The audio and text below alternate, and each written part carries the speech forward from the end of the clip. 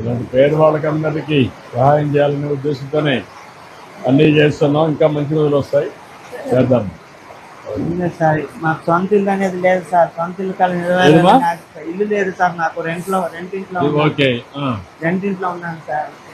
నీకు ఇల్లు ఉందమ్మా? నీకమ్మా? ఇద్దరికి లేదు ఇల్లు.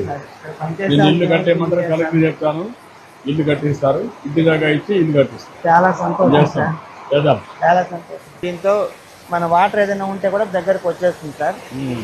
ఎక్కువగా జారే అవకాశం లేకుండా ఉంటుంది సార్. మొత్తం పెద్ద సర్వీస్ చేస్తున్నా. అదేమ్మా, బాగా చేస్తున్నారా?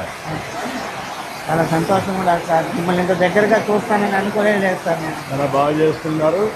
నేను కూడా మీ అందరినీ మోటివేట్ చేయాలి, మీ యొక్క పని కూడా గుర్తించాలి, మీ గౌరవాన్ని పెంచాలి.